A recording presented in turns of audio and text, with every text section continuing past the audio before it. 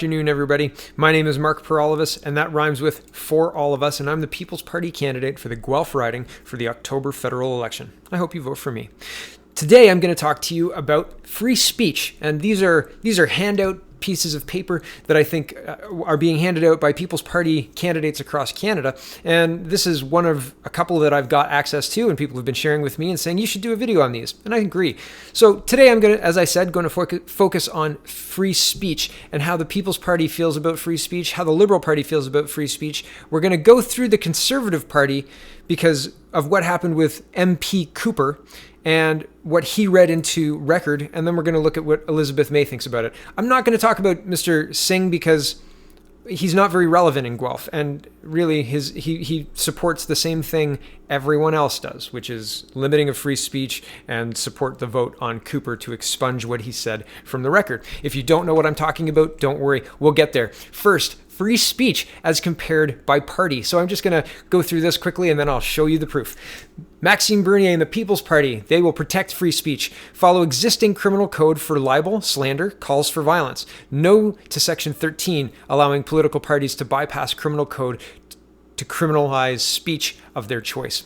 The Liberal Party and Justin Trudeau, he says yes to Section 13, allowing political parties to bypass criminal code to criminalize speech of their choice, and voted yes to censor and delete the official Justice Committee record of MP Cooper. We're going to get to that.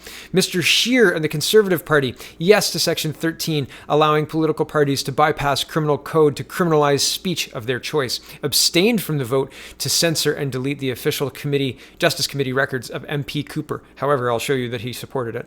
And deselected Salim Mansour, who's now a People's Party candidate, in case you hadn't heard, a CPC candidate, formerly, who speaks out against radical Islam. And yes, he's a strong voice within the People's Party speaking out against just that, radical Islam. Mr. Jagmeet Singh also supports Section 13, but I'm not going to read all that. He also agreed and voted to censor Ms. MP Cooper's Justice Committee records.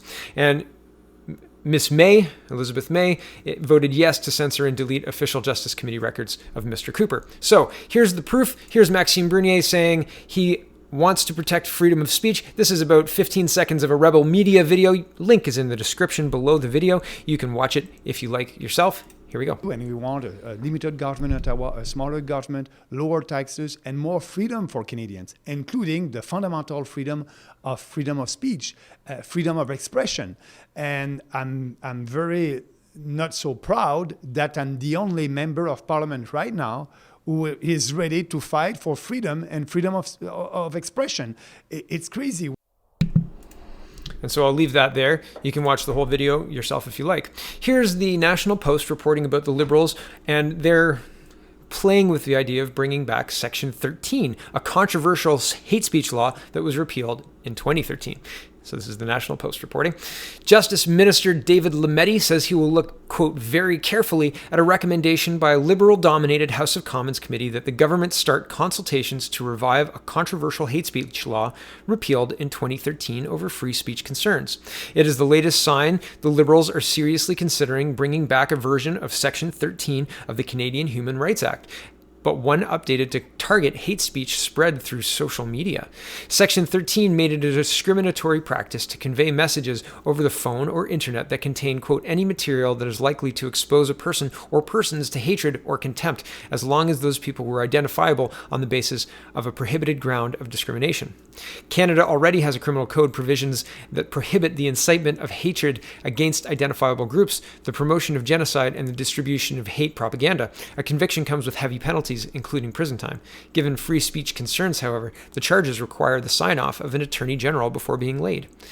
But complaints made under Section 13 were dealt with through the quasi-judicial Canadian Human Rights Tribunal, not the courts. The tribunal could levy fines of up to $10,000, and issue cease and desist orders. Critics of the day, including many Liberals, argued the law was overly broad and had weak safeguards to protect speech rights. And there's more to this article as well, but I wanted to show you the Liberals, and this is the Attorney General who took over for Jody Wilson-Raybould after the SNC-Lavalin scandal broke. It was a 2-month story that just kept breaking. And why did it keep breaking? Because Justin Trudeau kept telling things that kept saying things that weren't true. So he kept having to go back and correct his story.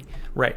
So here's Mr. Scheer on Section 13. And, well, not Section 13, sorry. He is speaking about MP Cooper. And this is a big deal because MP Cooper was part of the Justice Committee on online hate speech. And so he came to work one day when they were doing a hearing on online hate speech, ready to discuss online hate. And then he got sanctioned for it. Here's how. National Post is reporting. Scheer removes MP Michael Cooper from Justice Committee over comments. Andrew Scheer says he has removed Michael Cooper from the Justice Committee over comments the Conservative Member of Parliament made earlier in the week. The Tory leader says it was insensitive and unacceptable for Cooper to quote the suspected Christchurch shooter to a Muslim witness during a parliamentary hearing. Cooper has apologized for reading an excerpt from a manifesto written by Brenton Tarrant, accused of killing 51 people at 2 New Zealand mosques, to the witness. He says he, quote, "You quoted the words of a white supremacist, anti-Muslim mass murderer is in an ill-advised attempt to demonstrate that such acts are not linked to conservatism." Cooper said he should not have said the words or named the perpetrator. Scheer says he told Cooper, who represents St. Albert Edmonton, that as a consequence of his actions, he will no longer sit on the Justice Committee. He also says he now considers the matter closed.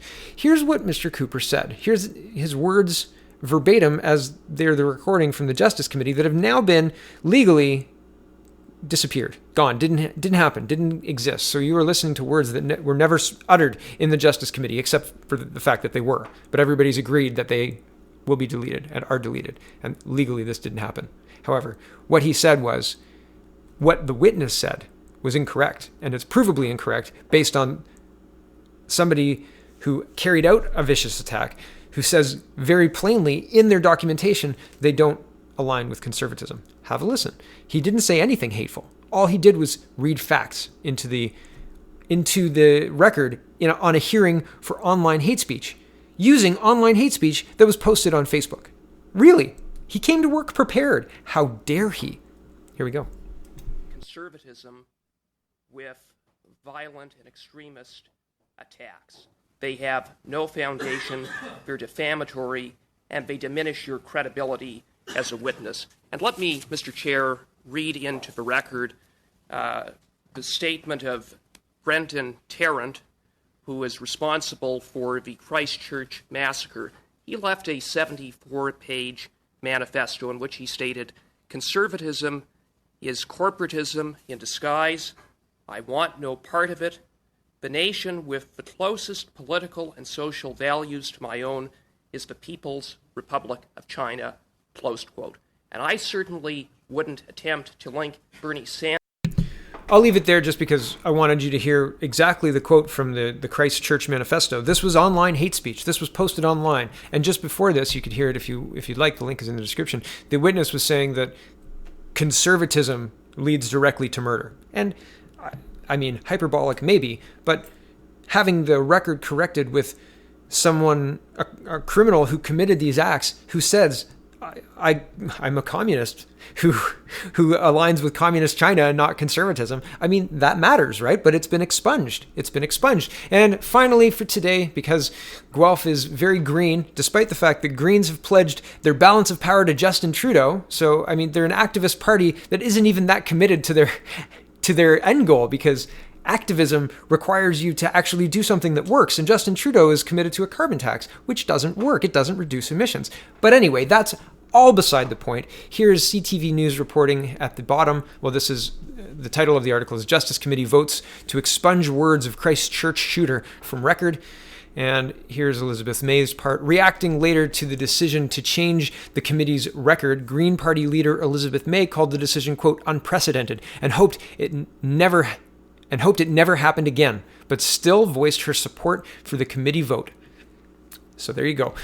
All of these people, other than Maxime Bernier, support the expungement of MP Cooper's words at the Justice Committee and support some kind of reinstatement of Section 13. Mr. Bernier is saying we have in law, encoded in law, already tools to deal with this. We don't need to make special laws. No to Section 13. And he's fighting for free speech. So there is a stark difference between Maxime Bernier and the People's Party of Canada and the rest want to limit your free speech. Stay tuned. I'll do the rest of these as the campaign heats up and gets closer. I'll try and do one a day, but it might be one every other day. We'll see. Thanks for watching. Again, my name is Mark Peralvis. That rhymes with For All of Us, and I'm the People's Party candidate for October federal election. I hope you vote for me. Have a wonderful, wonderful evening.